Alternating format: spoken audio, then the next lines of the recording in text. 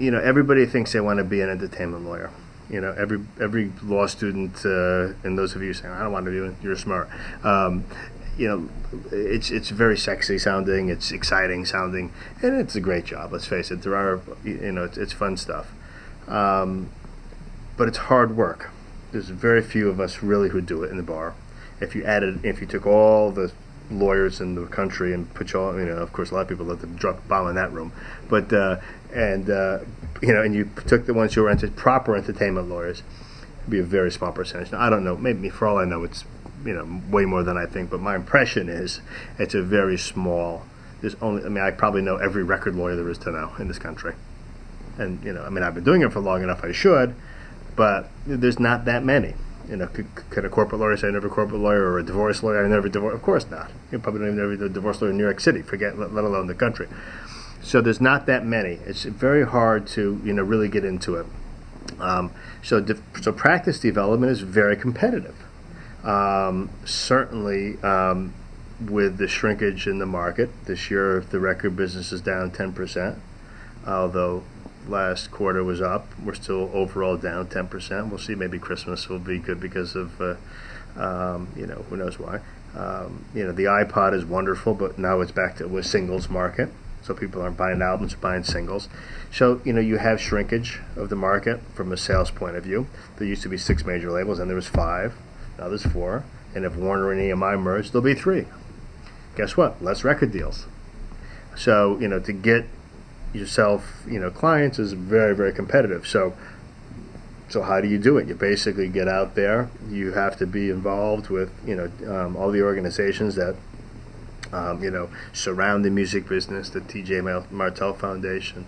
You just need to know executives. Basically, what I do is I go to lunch and dinner, every single day of my life with somebody in the record business, and I have to be on top of knowing what's going on. Between here and London, I know all the executives. I do have that other side of things, and I get referred a lot of work, and it's just there is although my law firm is a 100-lawyer firm, and I'm one of the 30 partners.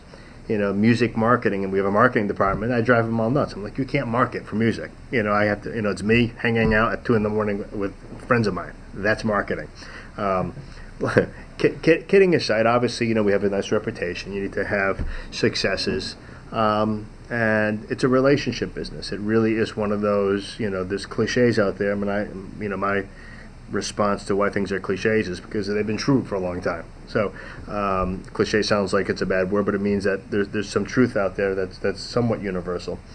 And it is a relationship business. If I were to just walk in off the street today for the first time, and let's say somehow I was able to genetically implant all this information in my head, but I knew nobody, well, I wouldn't have any clients. And that would take me years to get with something, because why would anybody hire me?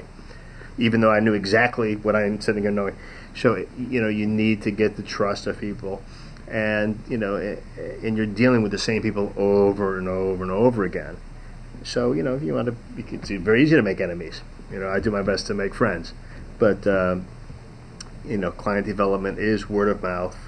It is, doing panels. It is doing, even stuff like this.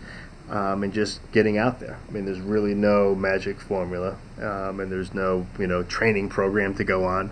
When I first started doing it in the early 90s, I guess 91, my marketing was going to CBGBs every night, and my marketing budget was how much beer money I had. Basically, that's what it was. And you heard a band that you liked, you tried to schmooze them up. Who's the manager? Try to get the demo tape, take it to a label, try to get a record deal.